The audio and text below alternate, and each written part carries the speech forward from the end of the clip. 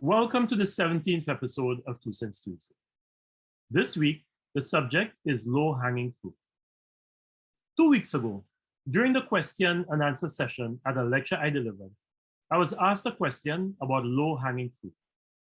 This concept of low-hanging fruit became popular a few years ago and is now used often to describe targets or things that can easily be accomplished. What we also call quick wins. The goals we can achieve with very little effort, the things that are easily doable. Often, in looking at a problem or a series of challenges that need to be overcome in order to achieve something, the first question that is asked is about the low-hanging fruit. What are they, and how can we accomplish them? The theory is that by going after and accomplishing these easy-to-reach targets, we help to create momentum, which gives everyone the courage to then tackle the bigger and more difficult tasks. There are two problems with this concept of low-hanging fruit, which is why I've grown somewhat tired and impatient of the concept. The first problem is that despite the ease with which we should be able to pluck these fruits from the problem tree and solve them, we seldom do. We do a good job of listing what these low-hanging fruits or quick wins are, but that is all we do. We do not take action to solve even the easily solvable problems. The head of an international development agency once said to me, well over a decade ago, when I worked at the OECD Secretariat, that Caribbean people are the most fascinating and intriguing he had ever come across in his work around the world. In his opinion, we are the best that he had ever encountered at articulating problems, but also the worst at solving problems. Initially, when he said so, I felt offended. How dare he characterize us this way? However, I've since come around to agree with him. We talk a good talk, but we do not walk the walk.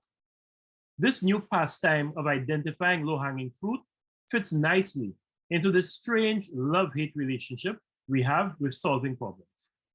Many of the solutions that we've identified as low-hanging continue to be low-hanging years after. They are still begging for someone to take action.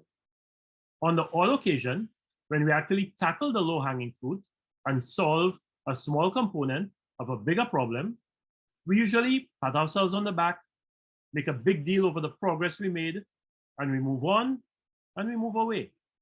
We decide that the bigger problems are too complex and time-consuming to deal with, and we agree to come back to them at some later point, which we never do.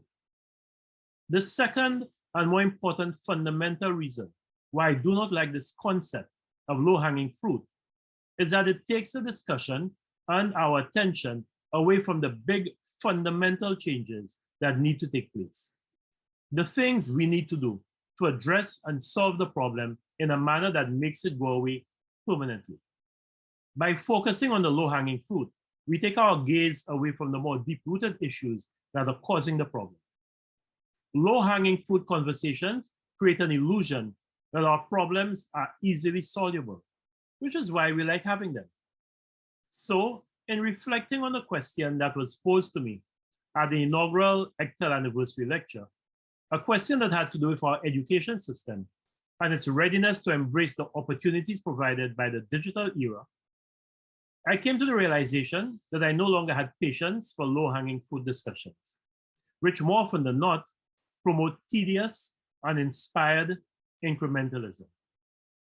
They prevent us from dealing decisively with the vexing problems confronting us, from food insecurity, to frightening levels of violent crime, to increasing morbidity and mortality from chronic non-communicable diseases, to too many fatal vehicular accidents on our roads, to an education system that is failing thousands of young people, to unacceptable levels of corruption in public office, to worsening water insecurity, to a country whose roadsides are perpetually littered with unsightly garbage, to a political system that perpetuates derision and division instead of promoting commonality and cooperation.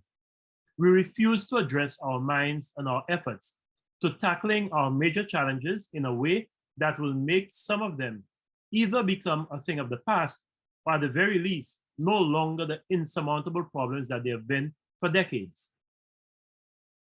This is why I want us to change the conversation from being one where we are contented with just speaking about the low-hanging fruit to one where we collectively decide what should be our moonshot goals and aim for these goals. Almost 61 years ago, US President John Kennedy stood in front of a joint session of Congress and announced his intention to land human beings on the moon and bring them back to Earth safely. Since then, a moonshot goal is used to describe any bold, transformative, or audacious target that a company or a country sets for itself. What should be our moonshot goals? What will we do that will make St. Lucia stand out for the right reasons and in the process transform the lives of our citizens and the fortunes of our country for the better permanently? Will we commit to cutting our homicide rate by at least half by the end of this decade?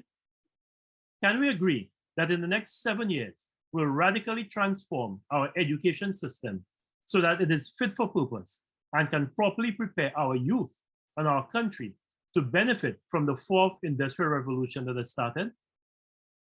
Shall we publicly commit to a rejuvenation of our agriculture sector so that our rural economies are energized and we're able to reduce our food import bill by 33% in the next 5 years?